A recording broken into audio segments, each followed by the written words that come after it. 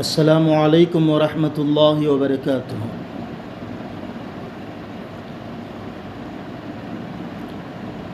నిన్న ఏదైతే వినుకొండలో సంఘటన జరిగిందో కాలేజీ యాజమాన్యం క్షమాపణ చెప్పడం జరుగుతున్నది. మేము ఒకటే చెబుతున్నాము, అయ్యా, ఈ దేశంలో హిందూ, ముస్లిం, సిక్, ఈసాయి అనే ప్రేమానురాగాలతో ముందుకు వెళ్తున్నాము. ఏ కమ్యూనిటీకి అయినా కూడా కించపరచడం మంచి పద్ధతి కాదు. ఇస్లాం ధర్మం పైన అదేవిధంగా ఇస్లాం దుస్తులు ధరించి బుర్కా అనేది వేసి టోపీలు పెట్టి ఏదైతే సాంగ్ పెట్టి ముస్లిం సమాజానికి ఇస్లాంని కించపరిచే విధంగా చేసినారో అది చాలా హేయమైనది. ఇంతకు ముందు కూడా చాలాసార్లు అదేవిధంగా చేసి ముస్లిం సమాజానికి కించపరచడం కూడా జరిగింది. క్షమాపణ కోరడం అనేది చాలా మంచి సమస్యలపై ఇది మామూలు అయిపోయినది. క్షమాపణ కోరడం ఒకసారి, మరలా వేరే కాలేజీల్లో, వేరే యూనివర్సిటీల్లో, స్కూళ్ళలో ముస్లింలకు, ఇస్లాం సమాజానికి వ్యతిరేకంగా ప్రోత్సహించడం ఇది సమంజసం కాదు, మంచిది కాదు. మేము కాలేజీ యజమానికి ఒకటే చెబుతున్నాము, అయ్యా, ఏదైతే మీరు మాకు తెలియదు, ఇట్లా చేయకూడదనే విషయం మాకు తెలియదు అంటున్నారో అది ఒకసారి మీ హృదయంలో మీరు చూసుకొని చెప్పండి. మీకు ఈ విషయం తెలియదా?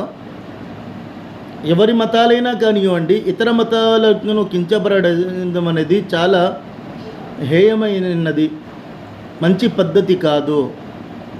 మేము భారతదేశంలో ఉన్నాము, భారతదేశంలో అందరం కలిసిమెలిసి ఉంటున్నాము. ఎవరో విషబీజం నాటిన వాడికి మేము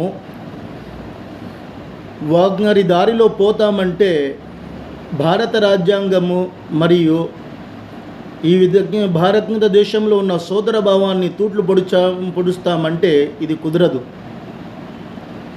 క్షమాపణతోనే అంతా అయిపోతుందంటే ఒకడు కొడతారు, మరలా దానికి తిడతాడు.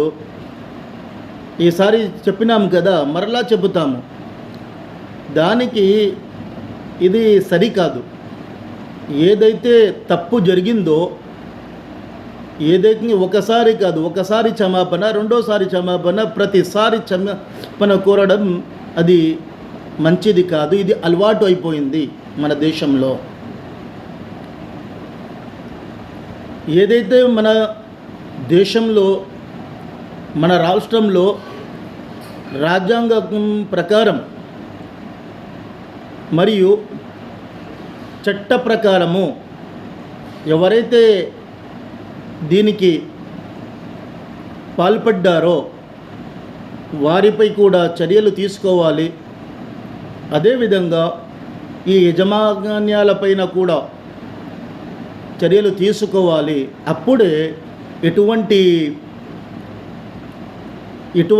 కార్యక్రమాలు, ఎటువంటి హేళన చేసే విధంగా డ్యాన్సులు కానివ్వండి, ఇస్లామీ ధర్మాలపై వ్యతిరేకంగా ఏదైతే కార్యక్రమాలు నిర్వహిస్తున్నారో అవి ఆగుతాయి. లేని పక్షంలో ఇంకా ముందుకు పోయే ప్రమాదం కూడా వాటిల్లింది. దీనితో మతాల మధ్య చిచ్చురేగే అవకాశం కూడా లేకపోయింది. కావున మేము రాష్ట్ర ప్రభుత్వానికి, ఆంధ్రప్రదేశ్ రాష్ట్ర ప్రభుత్వానికి, పోలీసు యంత్రాంగానికి, ముఖ్యంగా కూటమి సర్కారుకి, నారా చంద్రబాబు నాయుడు గారికి, అదేవిధంగా నారా లోకేష్ బాబు గారికి కూడా విన్నవించుకుంటున్నాము. అయ్యా, మరలా ఇటువంటి నీచమైన హేయజ్ఞలు చేసే విధంగా ఇస్లాంని కానివ్వండి, ఇతర మతాల దుస్తులు ధరించి వారిని హేళన చేసే విధంగా కానివ్వండి జరగకుండా చూసే బాధ్యత మీపై ఉన్నది. మీపై నమ్మకం ఉంచి మీ వరకు చేరేలా ఈ వీడియో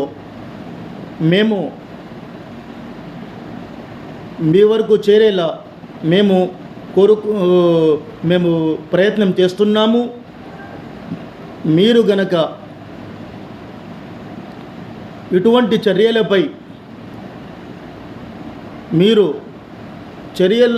ఇటువంటి కార్యక్రమాలపై చర్యలు తీసుకోకపోతే రాబోయే కాలంలో మీకు గట్టి ఎదురుదెబ్బ తగులుతుందని మేము హెచ్చరిస్తున్నాము కూడా. ఆ సమయం వచ్చే వరకు మీరు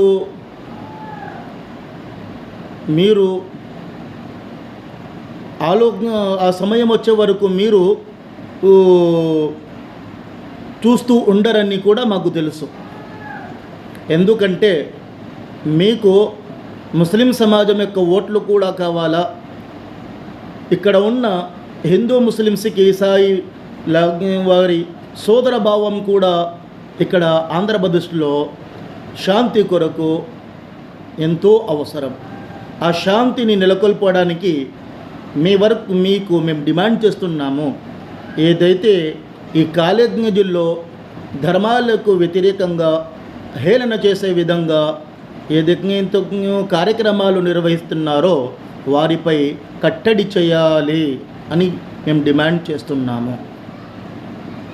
దీనికి పక్కన పెట్టేసి ఇంకో మాట, కాలేజ్ యాజమాన్యం అంటున్నది ఇందులో ముస్లిం విద్యార్థులు కూడా ఉన్నారు అని. మేము ఒకటే చెప్తున్నాము, ఏదైతే ముస్లిం పిల్లలు ఉండారో వారి తల్లిదండ్రులు కూడా ఆలోచించాలి. మా పిల్లవాడు ఇస్లాంకి వ్యతిరేకంగా ఇట్టా చేస్తున్నాడంటే దాని పూర్తి బాధ్యత తల్లిదండ్రులపై కూడా ఉన్నది. అది ఆలోచించుకోవాలా.